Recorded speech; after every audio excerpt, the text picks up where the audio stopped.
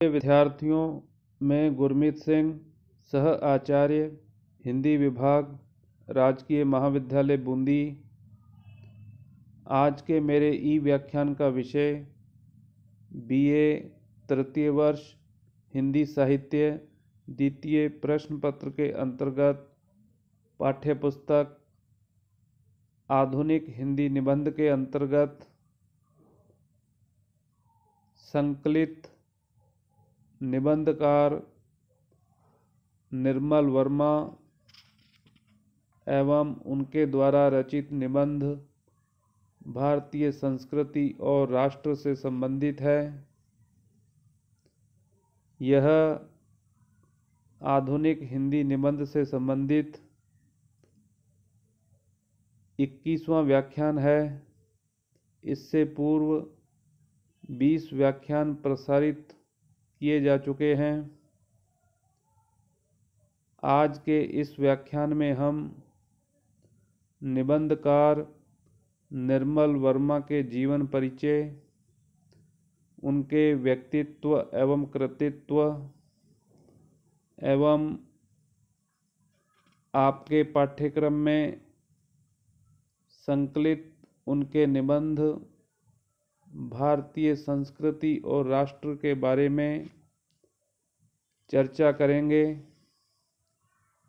सर्वप्रथम उनके जीवन परिचय के बारे में हम जानते हैं। निर्मल वर्मा, जिनका जन्म 1929 ईस्वी में हुआ था एवं देहावसान 2005 ईस्वी में।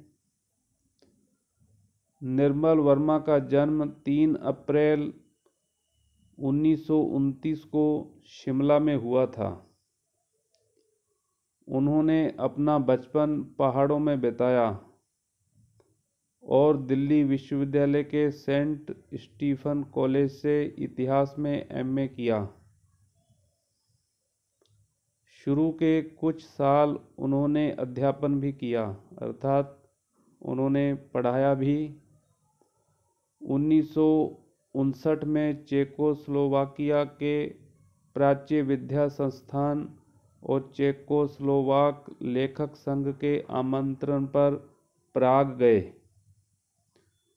अपने 7 वर्ष के चेकोस्लोवाकिया प्रवास के दौरान उन्होंने कई चेक कथाओं का अनुवाद किया, जिसकी रचनात्मक परिणति के रूप में हिंदी को टिकट संग्रह और कारेल चापेक की कहानियाँ जैसी कई महत्वपूर्ण कृतियाँ मिलीं। कुछ साल यूरोप प्रवास के दौरान उन्होंने लंदन से टाइम्स ऑफ इंडिया के लिए वहाँ की सांस्कृतिक राजनीतिक समस्याओं पर लेख और रिपोर्टाज भी लिखा। गद्य की यह विधाएं होती हैं। निबंध के अतिरिक्त लेख और रिपोर्टाज, संस्मरण आदि। कहने का अभिप्राय, वह एक इतिहास के शिक्षार्थी थे, लेकिन उनका सारा ध्यान या उनकी कहें रुचि साहित्य के प्रति गहरी दिखाई देती है। नई कहानी दौर के सर्वाधिक पढ़े जाने वाले कथाकार निर्मल वर्मा की कहानियों में मृत्यु और प्रेम कई अर्थों और आयामों में बार बार प्रकट हुआ है। हालांकि विशुद्ध प्रेम और विशुद्ध मृत्यु की कहानियां उन्होंने नहीं लिखी हैं। निर्मल वर्मा की कहानियों में भाषा की जादुई और संगीतमय छवि तो है ही, लेकिन जो चीज़ उन्हें बड़ा कथाकार बनाती है वह है वयस्क संवेदना। वयस्क कहते हैं जहाँ से बचपन समाप्त होता है युवावस्था आती है, किशोरावस्था समाप्त होती है, तो एक जिसको अंग्रेजी में मैच्योर बोलते हैं, तो वयस्क संवेदना जो मनुष्य की भीतरी परतों में छिपे कथा तत्व को खोज कर लेती है। निर्मल वर्मा की कहानियों से गुजरता अखबारी यथार्थ से अलग जीवन के बहुआयामी व संश्लिष्ट अनुभवों तथा स्मृतियों से गुजरना है। उनका पहला कहानी संग्रह परिंदे 1959 में प्रकाशित हुआ। आपसे पूछा जा सकता है अति लघुत्तरात्मक प्रश्न के अंतर्गत कि निर्मल वर्मा का पहला कहानी संग्रह का नाम बताइए एवं यह कब प्रकाशित हुआ।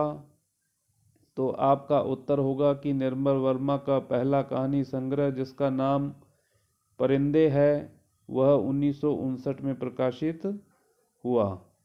और उसके बाद जलती झाड़ी, पिछली गर्मियों के बीच बहस में, कव्वे और काला पानी और सूखा तथा अन्य कहानियां प्रकाशित हुईं।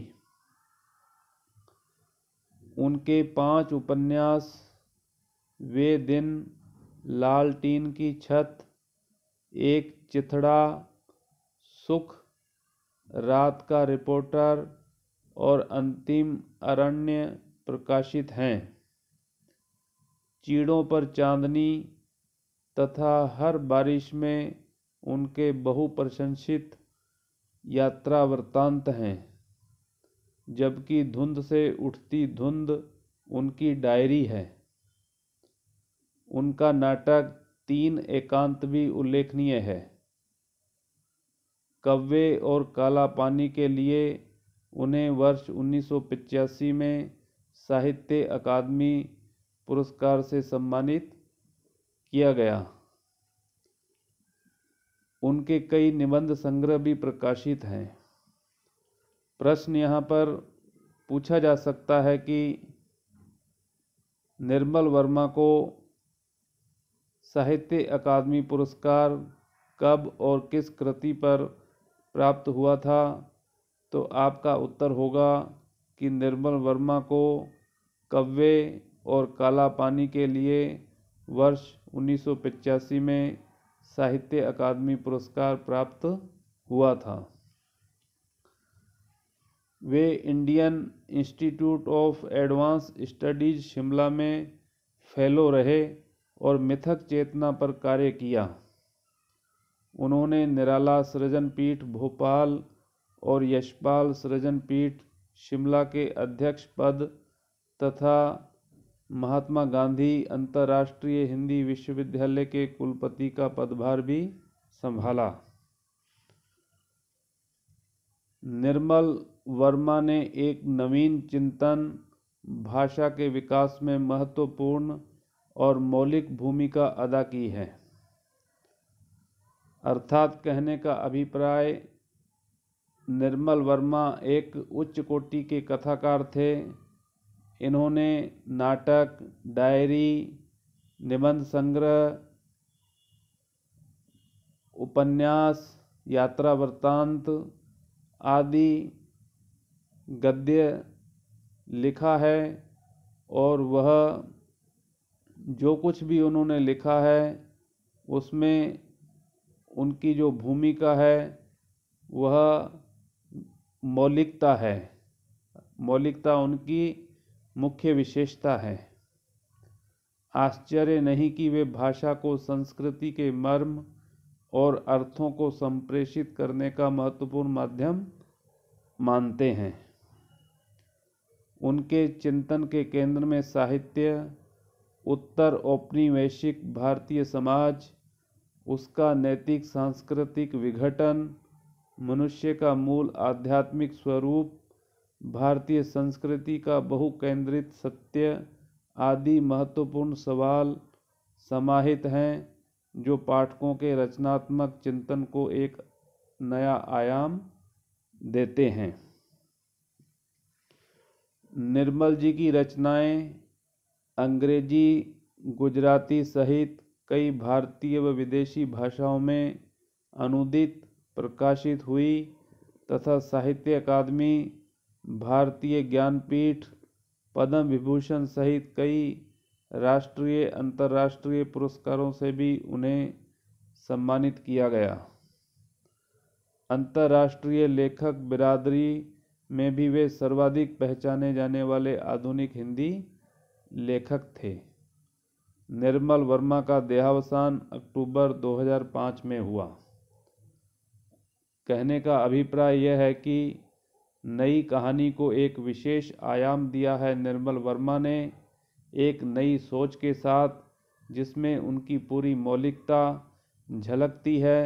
इस प्रकार वह अपने देश में ही नहीं अपितु अंतर्राष्ट्रीय बिरादरी में भी उनकी पहचान विशेष महत्व रखती है। उसके बाद आपके पाठ्यक्रम में उनके द्वारा जो रचित निबंध है वह है भारतीय संस्कृति और राष्ट्र। पूछा जा सकता है कि निर्मल वर्मा द्वारा रचित निबंध जो पाठ्यक्रम में है उसका नाम लिखिए, तो आपका उत्तर होगा भारतीय संस्कृति और राष्ट्र।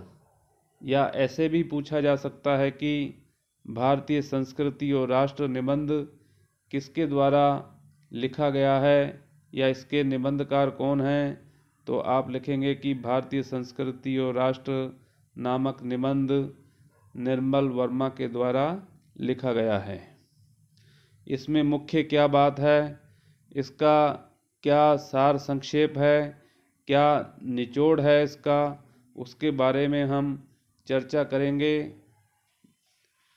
निर्मल वर्मा भारतीय संस्कृति और राष्ट्र शीर्षक निबंध में राष्ट्र की परिभाषा बहुत व्यापक दृष्टि से करते हैं।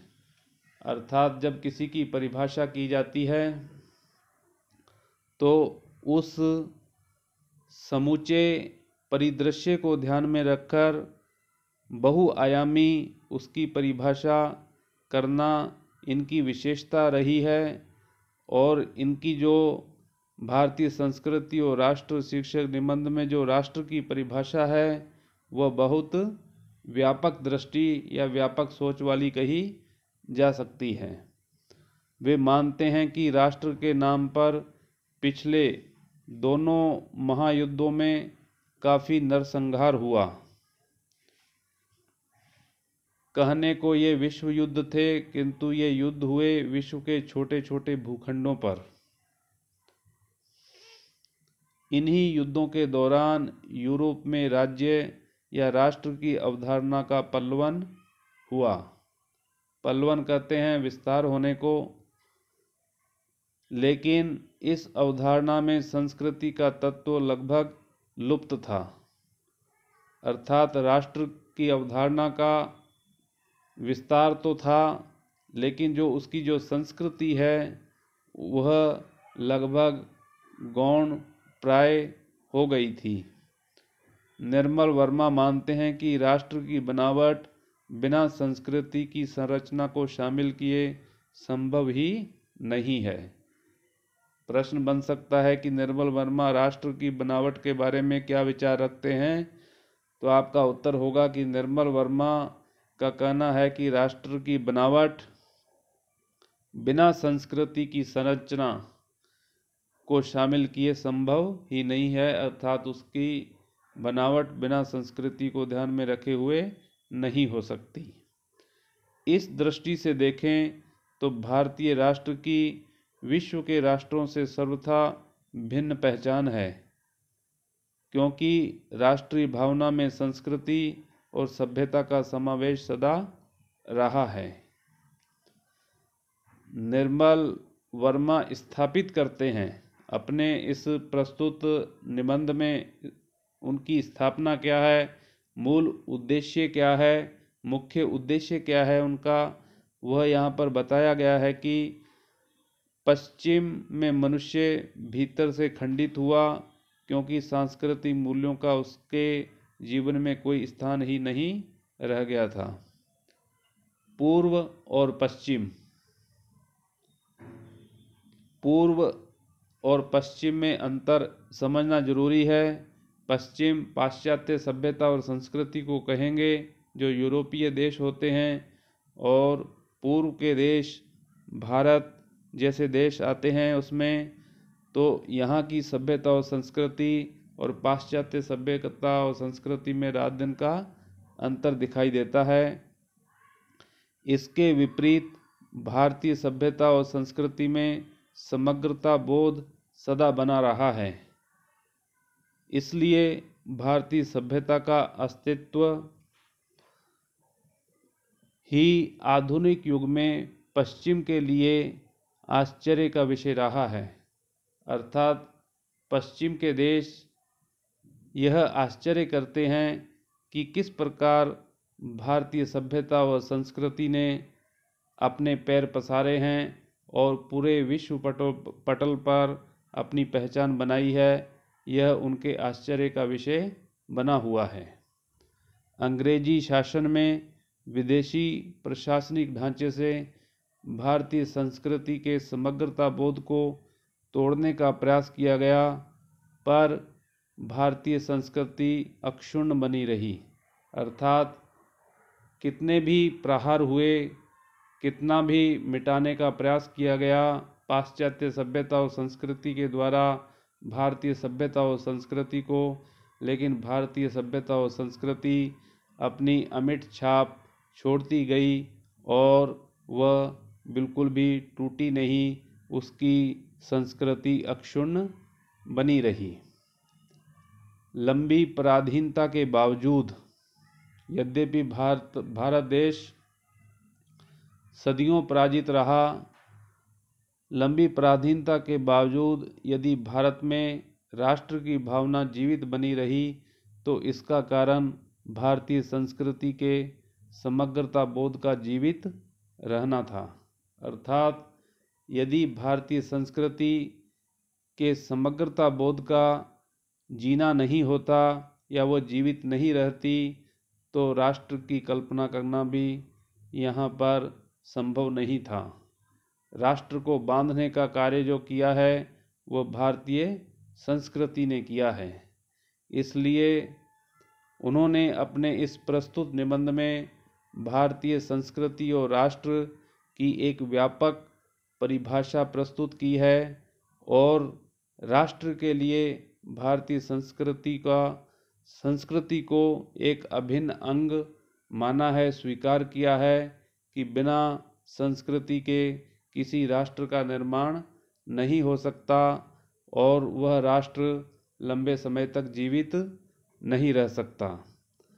इस प्रकार निबंधकार निर्मल वर्मा ने अपने विचार इस निबंध भारतीय संस्कृति और राष्ट्र में अपने दृष्टिकोण के माध्यम से व्यापक परिप्रेक्ष्य को देखते हुए किए हैं। विद्यार्थियों, आज का व्याख्यान यहीं पर समाप्त होता है। अगला व्याख्यान अगले वीडियो में प्रसारित किया जाएगा।